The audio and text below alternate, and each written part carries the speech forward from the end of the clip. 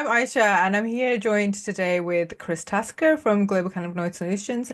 And I wanted to start off a little bit by asking Chris about his background and how he got into medical cannabis. Well, thank you, Aisha. So my journey sort of started at university, and whilst I was there, I was doing a medical research degree and studying alongside many graduate entry medics. So I got a good insight into what those guys study too. Quite creative people, I'd say. But whilst I was there, I got to specialize in the gut, and then of all things, cannabinoids and the endocannabinoid system in the gut.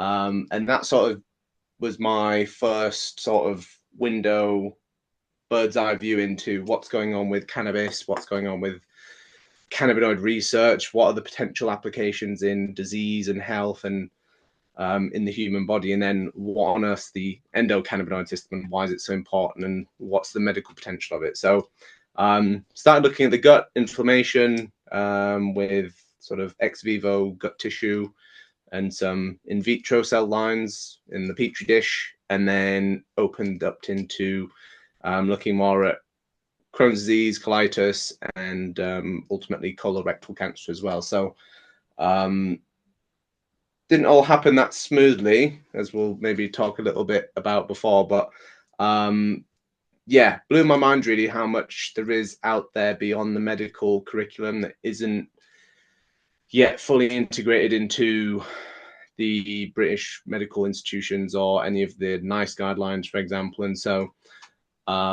since then, it's been quite interesting to see the process of, I guess, the political realm digesting cannabinoid research, what's going on, and some of the medical breakthroughs and cannabis medicines, and then also the public and medical establishments too. So it's in a bit of an interesting mix of everything, and then set up Global Cannabinoid Solutions to try and make sure all of the best science and information was being used by the industry, by society, and then also at a political level and with businesses and investors too. So little intro there, and I guess we'll deep dive into a couple of other things that I've sort of worked on and other interesting topics that are sort of happening at the Yeah. moment in the world of cannabis. Yeah, so I wonder if you can mention a little bit about, did you get to speak to the other medics when you were doing this type of research, when you were learning about the endocannabinoid system? Yeah, it was quite interesting. 'Cause I think the medics were maybe more open-minded to it than others, or less averse of drug conversations as a whole. Because I guess they're learning the pharmacology of different compounds and what they do to the body, and so maybe they had a bit more of a informed view of maybe the compounds in cannabis. But for the most part, I think general trend, whether it be in the industry or at a research university level, is anything cannabinoid science, endocannabinoid system related being sort of dismissed as or dismissed with the recreational cannabis community movement sort of stereotype essentially. And so I think that's still probably the issue that remains to this day, is that it's very easy to sweep it under the rug and dismiss a lot of this incredible science and Yeah. medical potential without actually looking through some of that propaganda that's out there, some of the media, and then also a lot Mm. of the general advertising that doesn't necessarily do itself much benefit. Or again, yeah, a lot of the commercialization of cannabis in North America finding its way over here too. And so it does pose an interesting conversation. And yeah, general attitudes where most people are pretty open to discussing things, but then I found the higher up you go from sort of student level open minded through to very fixed clinical guidelines and procedures, that's when it becomes a bit more of a difficult conversation. Sometimes people have a very averse view to cannabinoid anything, whether it be for concerns around psychosis or concerns around criminal activity, things like that. And I think within there is a very sensible, coherent, innovative, and insightful conversation to be had around Mm. cannabinoids and the interesting world of, yeah, the endocannabinoid Yeah. system. So I'm wondering what sort of like led you to then set up this training that you're doing, this platform, and like what kind of unmet need did you see leading you to having to make this? Um, so overall, I found early on that lots of people, once they worked out what I was studying or researching, were wanting similar sorts of information. What can it do for me? What's the potential? What's the truth? What's it doing for my body? I've heard cannabis cures cancer, but then I've also heard other people saying it causes cancer or can make cancers worse. And so I was getting people's mums, dads, aunties, uncles, business owners, CBD companies, pathologists at the hospital coming and asking me for general guidance, advice, questions, thoughts on what is cannabis, what do we need to know? Could you come and do a talk for our pathology group, or Mm. could you come to our community and have a talk to our patients about cannabinoids and cannabis and what they should know, how to stay safe? Do you have to roll a joint to get the benefits of medical cannabis or cannabinoids in general? And so that was where I guess the sort of what instigated a lot of the um, solutions that we've sort of developed over the last couple of years. But it was primarily just like a knowledge gap that we sort of saw. And after speaking to 10 people, 100 people, 1,000 people, and then a few thousand people, you sort of see trends in what people do know, what they don't know, typical questions that get asked. And so we just built that up into a knowledge base essentially of Mm. consumer information, medical information, business information, research and biotech information. And so um, since then, we've just been trying to find lots of different cool problems that we can solve with the body of knowledge that we've got available. And then all the lovely experts and researchers that have kindly offered to support that Yeah. mission as well. And so, well, yeah, what we're trying to do overall is help scientists get out of the lab and into the real world and using as much of their knowledge as possible to solve problems in the real world as well as in the Yeah. lab. So that's the sort of outlet that we offer to researchers in the field. But with that, it gives us a lot of flexibility to do a lot of good work in the industry, but then also at a public health level and at a medical level too. So um, very fortunate. And yeah, it's just been continuing to fill that sort of knowledge gap and skills gap in the cannabis industry around the science of the products, the science of Yeah. the body and how these products interact with the body, how to communicate some of that. And just we found a lot of people were lacking the sort of literacy overall around cannabis. One person says CBD, that could mean 1,000 things to 1,000 different people. And so trying to create some common language, trying to create a shared sort of knowledge base so that people could actually effectively communicate. And that was the main sort of frustration that we wanted to try and address, and then show people all the cool science and all the interesting potential that's there beyond some of the quite intense promotional stuff around there around cannabis recreation and products that Yeah. were being promoted at the time, and just giving that nice body of knowledge so people could make informed decisions. Yeah, so I'm wondering like some of these trends that you're seeing amongst different stakeholders in terms of like common knowledge gaps or common themes that are emerging in terms of what they're trying to pursue. So I guess like strategies or directions that they're trying to, look into. So could you just tell us a little bit more about sort of what you've learned from your experience doing this? I think overall, the general knowledge and experience and just preparedness for the cannabis industry as a whole is probably the biggest gap that's there at the moment. And one of the most common trends is just there's no barrier to entry for the cannabis industry as a whole for the most part. You need to fill in some forms, raise some money, and then there's not much oversight after that. And I think now what we're seeing is a lot of companies have sort of jumped into that green rush, so to speak, started raising lots of money, investing lots of money, spending lots of money, and then slowly what we've seen is a lot of companies have never been able to recoup any of that or they've not seen the success that they expected, and so now they're having to sort of change tack and change course and say, well, look, we've invested in everything in terms of business assets, but we haven't invested in our own knowledge as an asset to that company. So the sort of comparison we use is just like learner drivers. Like for a while, we had people that were driving with no license.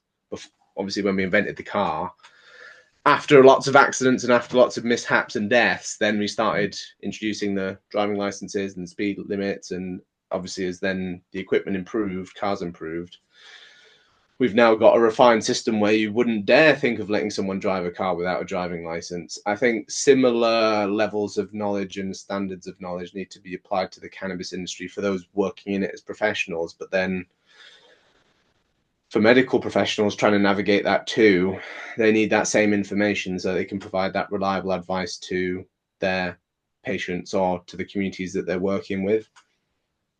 And at the moment, there's very little on both sides, and so patients and the public are just getting bounced from one bit of bad advice to another bit of advice, and no one really knows what's true, what's not anymore. It is a bit of a war of Yeah. information as well for cannabis specifically, but I'd say that's the big domino trend fundamental that we've been following, is just like knowledge and people understanding the value of scientific knowledge to their business or to their medical approaches, or to their overall sort of research strategy and business strategy as a result of that. But then, yeah, as well, there's definitely a blending of the recreational sector with what was or claims to be the medical sector of cannabis. And so you find there's a lot of different brand wars. You find there's a lot of different, maybe dubious claims that are made. And then the packaging, the colors, the branding, it is all made to be quite dopaminergic in different ways. Mm. And it's clearly designed to sort of appeal to those common sort of marketing techniques that are used to sort of make things more attractive, whether it be crazy names of cannabis products or um, some of the strains of cannabis that are being prescribed. There's quite a big influence there, and I think within that, that's why you start to lose a lot of the legitimate medical community that would really like to see a bit more development in that sector. Yeah. Um, and so you do see quite often that there are doctors raising concerns around the names of the strains of cannabis that they're prescribing, and they're also seeing that sort of cognitive dissonance of, I'm here for the medical potential and here to try and provide medical support, but the people coming to me and the products I'm prescribing have quite a recreational spin to them. And coming from pharmaceuticals, where it's very stringent about what you can say, you can't say, and the branding and the language and Mm. the precision and accuracy, the same can't quite yet be said for the medical cannabis establishment or private sort of medical system that's there at Yeah. the moment. And so I think those are the big concerns, really. And there's just no safety net for patients at the bottom of that, who are then lost within that ecosystem and don't really have much to rely on in terms of public safety or the same sort of consumer rights, maybe, that other sectors also have to adhere to. Again, maybe the automobile industry being a good example of that. So yeah, I don't know if you've seen any of those trends as well, Aisha, from the outside looking in. Yeah, so I think this is a big challenge that we face. It's sort of like there is already an existing market, just happens to be, the illicit market that is there. And it sounds like obviously we're not having sort of domestic research or, advancings in trying to figure out how this works in sort of more of a medicalized or model, or at least in a way that, is held up to the same sort of standards that we expect when we're coming to thinking about medicine and healthcare. So it's like who's giving us the support in terms of even the education around this? How do we differentiate between what's what? And to be honest, it's not as clear to differentiate. Um, between what is even recreational and what's not. If they're prescribing so-called recreational type brands or sounding things in medical settings, is that really something appropriate? Is that even appropriate medically to be doing? Mm. And then what where is this stuff coming from? Why is that the only option? Like where is all of this so-called recreational product coming from? Because I thought there was supposed to be domestic production in the UK, which had a fairly significant export for medical cannabis. So what's happening with the production and the supply? Like, why is it only the sort of recreational type stuff that we're seeing? So, for the most part, the UK is very dependent on international imports for its own public supply of cannabinoid medicines legally. So, a lot of what's prescribed through the private clinics is coming from maybe South America, places in Europe or North America. It's imported in and prescribed to patients depending on their requests and what they want. Not always as stringently regulated in terms of what's in those products, the level of testing and the level of precision around the phytocannabinoids within those cannabis samples. Those can be highly variable one week to the next. So getting that continuity and standardization of supply is more or less, I'm not going to say impossible, but it's very hard to maintain. And that's one of the biggest complaints we see with patients is that they can't get a reliable supply of one thing that they find that's helping them. By the time the next month comes around, it's probably run out, or they're having to wait for a supply, or they have to change clinic to then get that contract again. And so there's a lot of chopping and changing around there as well, where how much of that is benefiting the overall patient's quality of life, I don't know. A lot of them suffer with the costs of it. They can't quite afford it, so it's putting them in a bit of financial hardship. There's also then, yeah, how do you know if you're being given what you think you are? Mhm. One week to the next, it could be completely different product from a completely different place. Some people are finding adulterants in their cannabis, so maybe there's a recall because some of it's been found to be moldy or has some heavy metals in it. It's plant matter. It's a plant flower that's being prescribed at the end of the day. These like buds or um, yeah, cannabis inflorescences are being prescribed, but again, it's a biological product, so it's very difficult to guarantee it's going to be the same as when it was packaged as when it is consumed. And that's probably one of the biggest gaps that the sector needs to try and work out and trying to sort of work around. There's a lot of countries that just use oils, for example, and packaged almost formulated products rather than crude cannabis being prescribed that could then patients do smoke it even though they're not meant to, or they say they get a better effect from it. Also Yeah, then even damages though some of that that's medical illegal. So credibility. yeah, yeah, exactly. um, and then yeah, otherwise if people can't afford it, they're either producing it themselves, which people can do quite reliably, then they know where it's come from, they know where it's being grown and what's being fed to it, or other people are then reliant on, say, the black market, and they have to go to the local guy that produces it or supplies it. Sometimes a community member, or sometimes an organized crime group that they're getting it from. It's all very um, there's a lot of economic barriers and there's a lot of inconsistencies with the administration of that new cannabis policy, and then also I'd say a lot of discrimination still, even for those patients that have followed the law, have gone to the private clinics, are playing the game and paying the bills.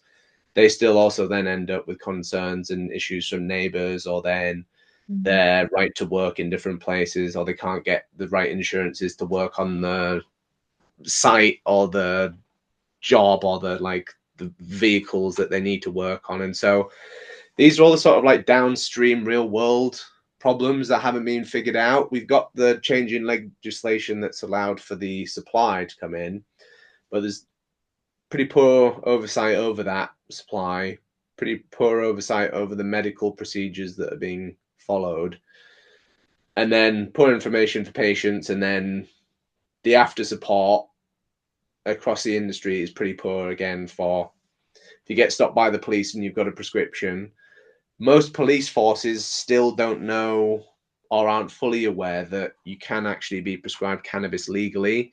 And so Mhm. we've also had instances where we've had to go and try and provide support or guidance to courts where they don't believe that the law's changed at all, and they categorically deny, the police aren't aware and don't believe it, that this patient has a legal prescription, has a legitimate need for it, because for the last 50 years it's basically been see it, smell it, arrest it, and get the paperwork signed, and easy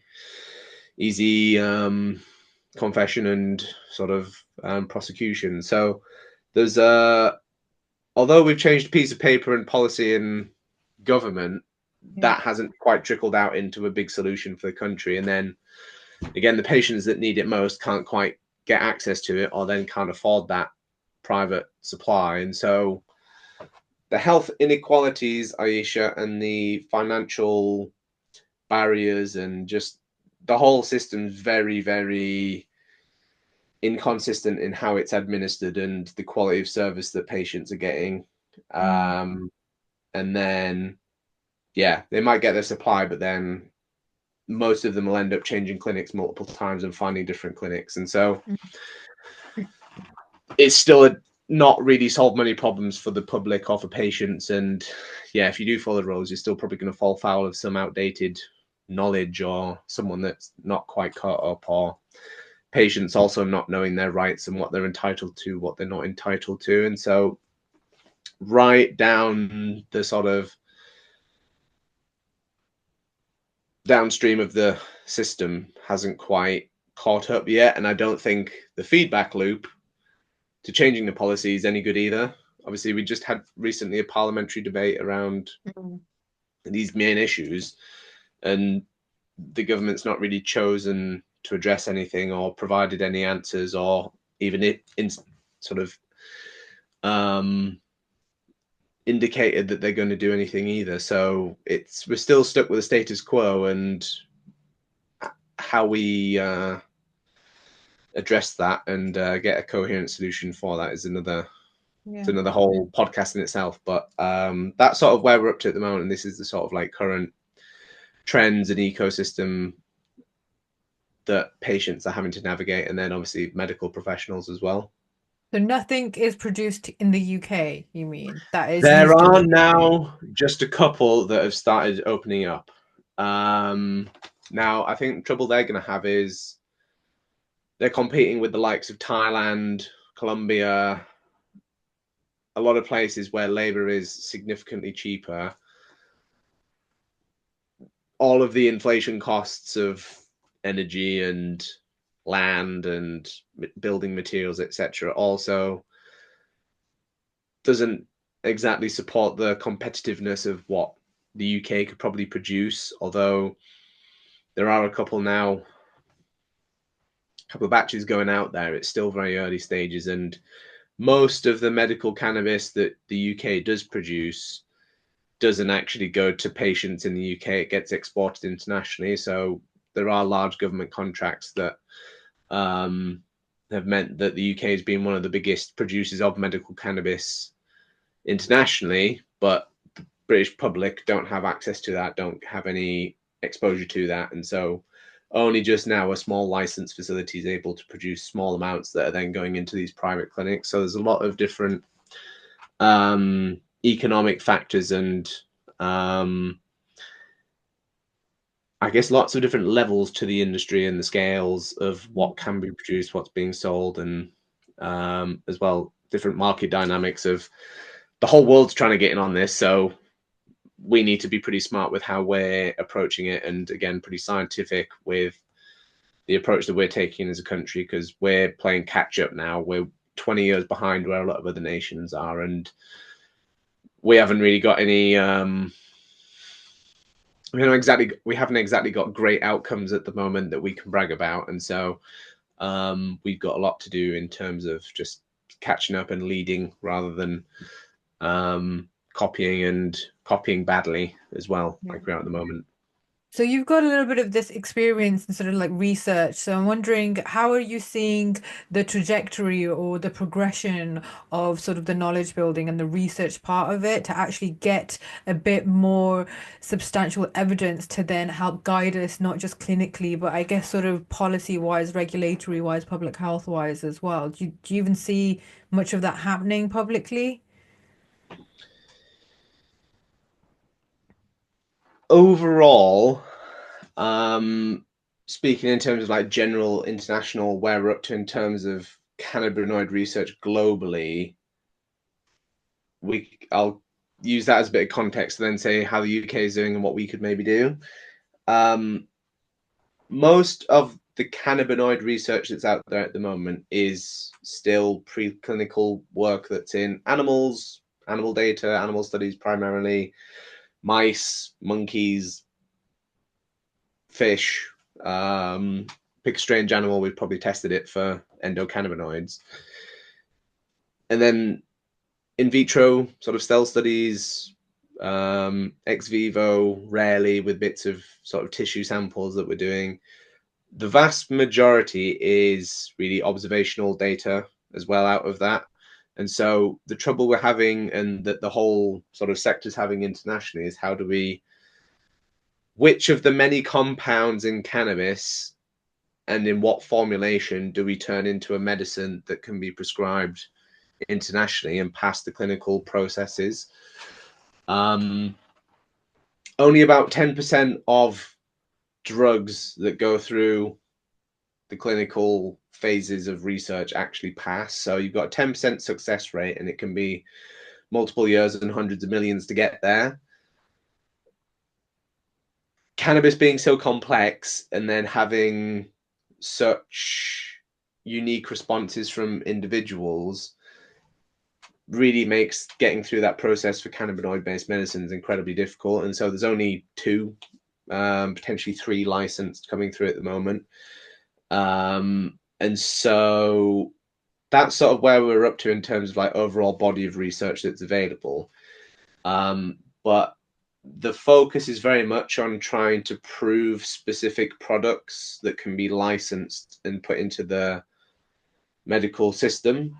But we're not looking at the underlying science of the diseases that we're trying to tackle. So, epilepsy being a great example, there are studies out there where they've looked at, say, the endocannabinoid system in epilepsy, and we've got pretty good indications of what's going on there, what some of the problems are with the early data that we've got. But the drugs that we're producing don't target all of these different conditions specifically.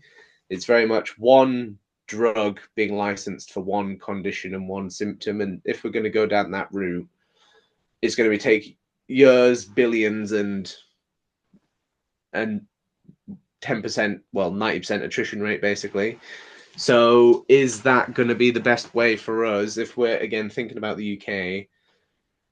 There's got to be a better way for us to be able to legitimize or start trying to create something valuable and useful out of that whole field of science Yeah. without going through that process. And so there's lots of people that still discussing decriminalization, which has been quite successful across the UK. If we accept that there is medical value, if we're prepared to open up these private clinics where people can pay lots of money to access these drugs and medicines, and I say drugs and medicines, cannabis, why is it that we would then brutally persecute people for being self-reliant and not being able to afford a lot of those legal pathways as well? And so there's a big, I think, financial health equality there to be discussed that's not really being factored into the policy, but also a lot that could be done that would have a huge positive influence on public health that doesn't involve waiting and watching the public suffer for the next 5 to 10 years plus as we wait for those clinical trials to go through. Multiple countries have decriminalized cannabinoids and other drugs to great success and for pretty great public health outcomes. And again, UK, we see ourselves as a leader. Why aren't we trying to create something innovative, create something forward thinking that uses the latest science, that uses the latest technologies and breakthroughs and resources that we have at our disposal in the UK? And why are we choosing to go through such a painstaking approach to get to the supposed endpoint of incredible cannabis medicines for everyone at the current rate, or at the current using the current processes? I think it'll be 10, 20 years before there's actually widespread medical access via the NHS for the public and for a wide range of different conditions. At the moment, there's maybe 2, 3 conditions that we can say have got a small cannabinoid drug option, but that still isn't really recreating the same therapeutic benefits that we see anecdotally and observationally in a lot of these studies that can be achieved but aren't being achieved with the licensed medicines. That's quite a overarching view narrowed into a bit of a UK perspective, but I think there's so many people have done it well, and so many countries have done good things and bad things. There's so much for us to cherry pick from that inaction is probably causing more harm than some action at this point. And so, yeah, I think we could be doing a lot better. And then again, if we see ourselves as this leader technologically and in terms of science and medicine, I think this is a great example for us to put our money where our mouth is and show what we can come up with. Yeah, so I think it's quite a complex landscape essentially. So it seems like no one really has much idea, no matter what kind of stakeholder you're looking at. Everyone's sort of trying to figure out what their position is in this. I guess a lot of the initial investors are not very happy with sort of their returns, but you need sort of the rest of the regulatory and innovation type of framework to be able to even start to expand this or learn from it, learn from other countries. And yeah, I think because, we do have the capacity to consider this as, a different way of thinking about how are we going to incorporate this into our NHS system, into our medical system, because clearly like, the existing kind of like, clinical research framework, it just doesn't, it's not really going to cut the mustard because that also takes quite a lot of money, time, effort. Patients already have the access to this medication, where I think is the difference. It's not like this is a brand new drug that no one's ever heard about before with no preconceptions and that's it. It's just something novel. This is something that's been around for a while, and it's sort of how are we starting to merge the different worlds? How do we merge the existing knowledge that also already exists around it, whether it's recreational or whatever it is, what other countries are learning or what they're doing and what they're learning from their own approaches to this. Like what can we learn from? It seems like we're not really trying to learn from any of this and then using that to advance, because I see a lot of potential for like innovation in this area, learning about the science, learning about the complexity of this. I see like applications of AI because it is so complex, just being able to process the variables and the type of data that you would need to process to even start to get to an understanding, because it's not one molecule, one illness. It's hundreds of thousands of potentially active or synergistically working components, and then in a system that happens to also interact with and is a homeostatic system for every other system in the body. So both sides involve a lot of complexity that requires a lot of information and innovation. I think a different approach that's a lot more, um, you know, I guess yeah, so innovative and thinking outside of the box in terms of, okay, we have existing structures that exist to, make medicine products and make them available in the NHS, but is that really dynamic enough? Is that responsive enough? Is that acknowledging actually the full variety of data and knowledge that we have out there? So I guess we're really like stuck on all levels in the UK, it sounds like. But I'm wondering, how do you see sort of the future? Like, what do you think we can do in the UK?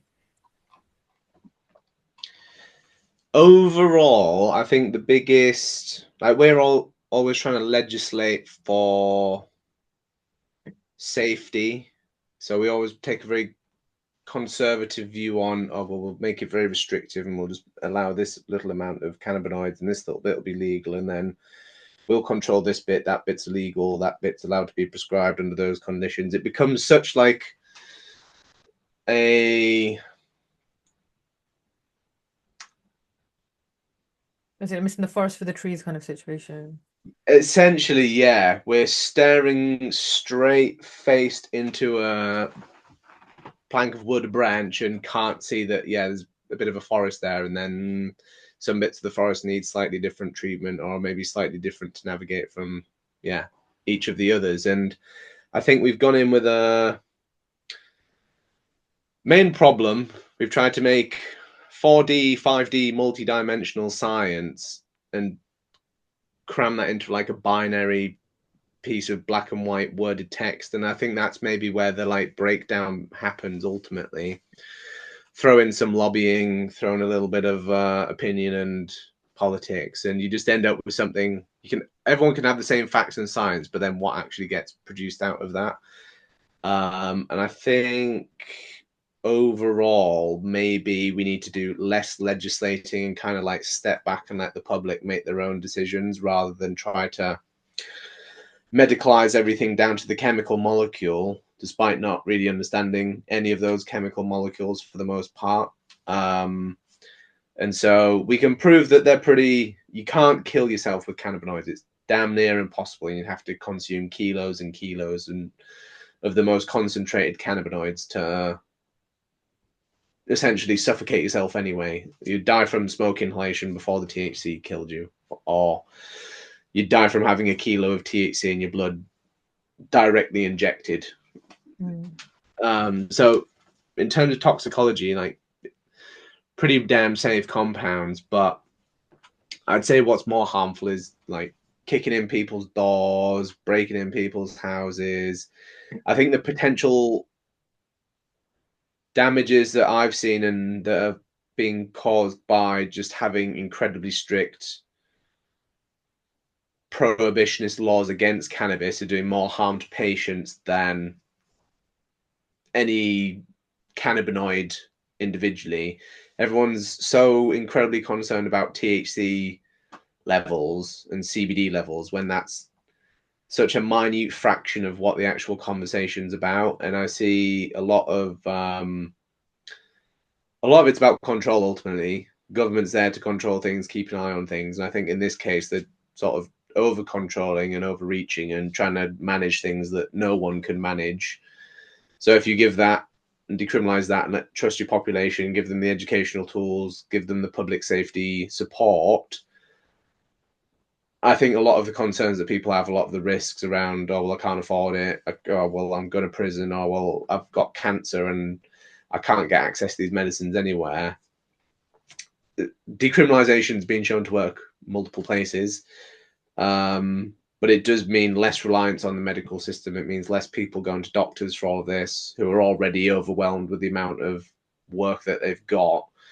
I'd say not everything needs to be medicalized, and large chunks of the world we haven't seen mass casualties anywhere as a result of slightly decriminalizing the prosecutions around cannabis and the possession and cultivation of cannabis. And if anything, it's resulted in a social betterment in that area, less expenditure on policing, less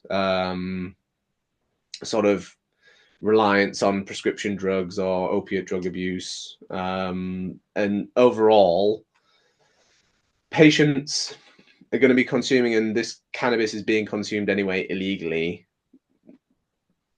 Maybe easier just to go with the flow and control the flow in a way rather than try to necessarily banish a plant from the soils of Britain, which obviously can't be done. Like, are we actually trying to eradicate nature in that process, or are we trying to save the population and make it safe and try and safeguard them as best we can and interact with that topic of cannabis rather than pretend it's not there, criminalize it, and forbid all discussion of it, which is sort of what the approach of our current Misuse of Drugs Act is, which is also 50 years old. So in terms of policies and approaches, I think at a community level, there's a lot that we could do that doesn't require massive clinical trials and expensive clinical trials that could actually make a lot of those patients, estimated at least 1 million patients, could be benefiting from cannabis. But at the moment, 0.1% of the population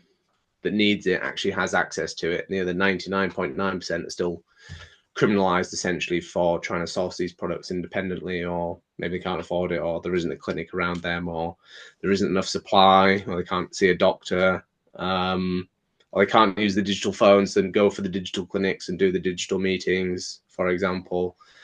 So there's a lot there that could be achieved without having to recreate the next generation medicine. There's lots of data we can catch. There's a lot of public health positive interventions we can have that don't require any drug development whatsoever. So I'd say we're very focused on drug development, which is obviously the profitable industrial side of things. But in terms of like what we're doing on the front lines and what the quality of life that patients have, that would be the best way to improve their quality of life, hands down. And Google a study has been pretty good outputs that I don't think many people could disagree with when it comes to decriminalizing and supporting that process and trying to reduce the harm associated with cannabis rather than eradicate the use and persecute anyone that does use it against the laws. And so I'd say overall that's probably the best thing we could do, and easiest, cheapest, and if anything, it'd probably be profitable for the nation overall. So I'd say that's probably where obviously politicians are going to create policies. That's kind of their job. So that's what they're there to do. But also maybe there's ways that we can take more responsibility and trust our public a bit more in certain cases and let go of a few things and not have to do everything so stringently down to the chemical molecule and picking certain molecules just because there's no evidence to say THC is evil, so it has to be strictly controlled. It's just someone's decided that that's the target compound, essentially. So I don't know, a non-medical answer for a change there, Aisha.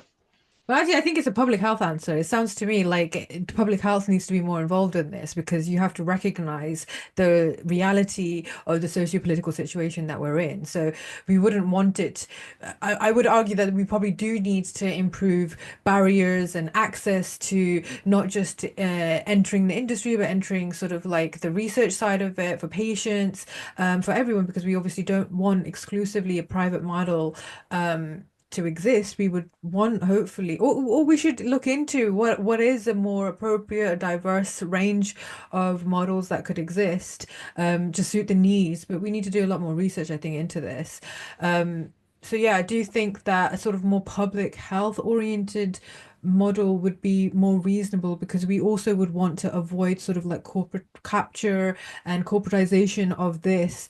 As you know, you mentioned a little bit sort of like of Americanization coming into the industry over here and sort of the products and things like that. So, you know, it's the same with sort of like food, you know, there's it's undeniable how much influence corporations have. They have a lot of money, they have a lot of legal power, they have a lot of lobbying power to create the environments that we live within that then produce the sorts of health outcomes that we see. And it's very hard to continue to fight. Our legislative, our regulatory systems doesn't keep up with the dynamism of big money, big corporations, and the kind of influence that they have. So we would want to learn from all sorts of different industries, I think, in this approach to ensure that we make it as safe and as accessible and reduce as much harms as we possibly can when it comes to this. So yeah, I think there's still a lot to be done, and yeah, I really appreciate your input, Chris.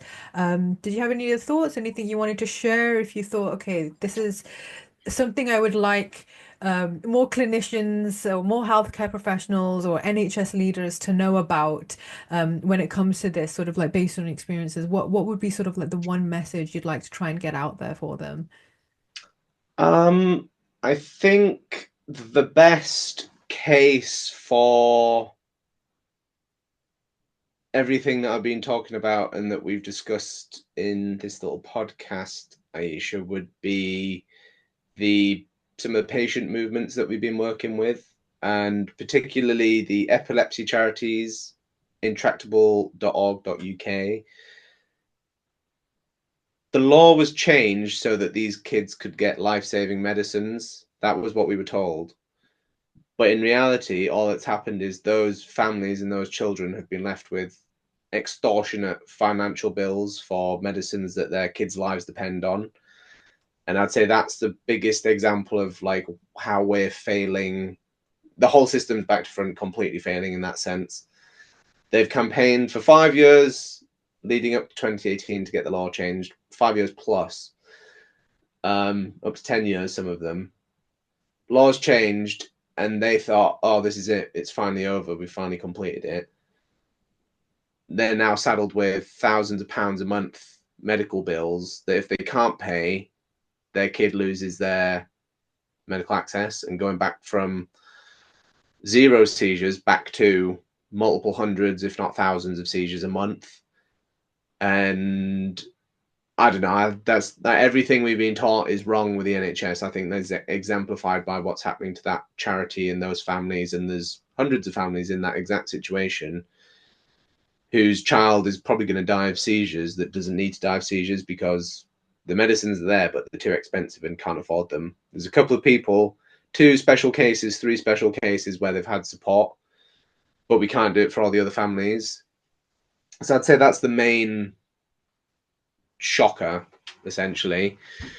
And then second one is, even if you do then get those patients onto these private prescriptions and they had all the money in the world, the police are still persecuting and prosecuting, accidentally most of the time, patients with legitimate medical necessities, people with horrible conditions, people with crippling chronic illnesses, and then getting the door kicked in, they're then getting put in a prison cell, they're then being deprived of what is their life-saving medicine. And so Seed Our Future, a wonderful organization that's been helping those patients in court, and then intractable.org.uk, where all the patient movements are trying to get these issues addressed. It's been taken to Parliament for years, but no one will do anything about it. And I think that's the best example of what needs to change, what people should take a look at, and join our campaign for a smarter, more scientific cannabis industry, basically, that understands this, solves these problems, and yeah, builds a nice, equitable, informed outcome for everyone, and some exciting endocannabinoid research for the UK as well. So those are my final points, Aisha, and thank you for orchestrating such a beautiful story and way of healthcare professionals interacting with this conversation. So yeah, thank you very much, and looking forward to everyone seeing our little webinar as well, a little cannabis crash course. So yeah, thanks a lot. Okay. Thank you so much, Chris. Thanks.